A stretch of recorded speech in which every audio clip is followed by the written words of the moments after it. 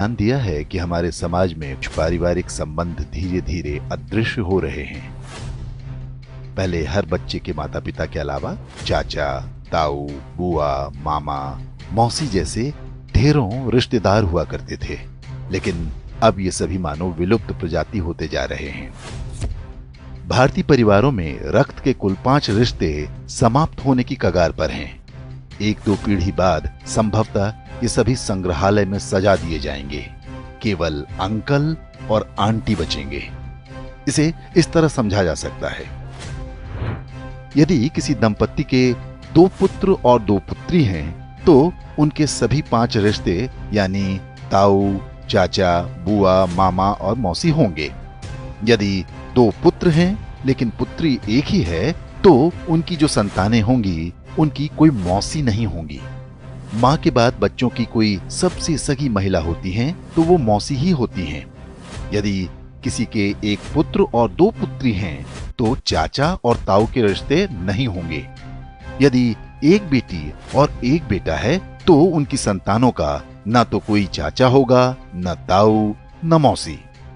यदि 1 बेटा या 1 बेटी होती है, तो वो पूरी तरह से अकेला होगा। माता पिता के बाद उसका कोई रक्त संबंधी नहीं होगा।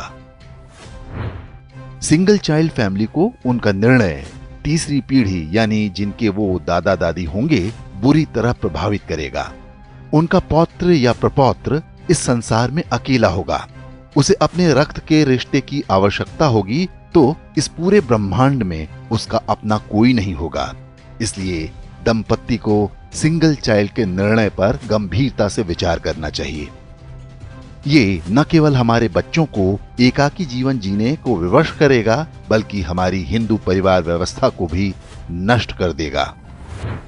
पश्चिमी देशों में सिंगल चाइल्ड पॉलिसी भारत से पहले आरंभ हो गई थी। वहां पर इसके भयावह परिणाम सामने आने लगे हैं। ब्रिटिश विद्वान डेविड सेलबॉर्न ने एक पुस्तक लिखी है जिसका नाम है द लूजिंग बैटल विद इस्लाम। इसमें बताया गया है कि पश्चिमी समाज पर इस्लाम का अधिकार होता जा रहा है और इसका सबसे बड़ा कारण एक शक्तिशाली परिवार व्यवस्था का अभाव है। यूरोपीय देशों में परिवार नाम की संस्था लगभग समाप्त हो चुकी है। लोग विवाह करना पसंद नहीं करते। समलैंगिकता, अवैध संबंध, लिव इन रिलेशन जैसी कुरीतियां सामान्य बात हैं। उन समाजों में ऐसे बच्चों की संख्या बढ़ती जा रही है जिन्हें नहीं पता होता कि उनके पिता कौन हैं। बूढ़े माता पिता को घर में रखने को कोई तैयार नहीं। ओल्ड एज होम में उनका बुढ़ापा बीतता है। यूरोपीय देशों में आज राजनीतिक दल परिवार को बचाने का वादा अपने चुनावी घोषणा पत्र में करने लगे हैं। ऑस्ट्रेलिया में तो फैमिली फर्स्ट नाम से एक राजनीतिक दल भी बन गया है। पश्चिमी देशों के समाजशास्त्रियों की सबसे बड़ी चिंता ये है कि परिवार व्यवस्था को कैसे बचाया जाए। इस सब के लिए उनके पास यही सुझाव है कि एक से अधिक बच्चे पैदा हों। अब यही चुनौती भारतीय समाज के सामने भी खड़ी होने जा रही है। क्या हम समय रहते सतर्क हो पाएंगे या हमारे साथ भी वही होगा जो पश्चिमी देशों के साथ हो रहा है?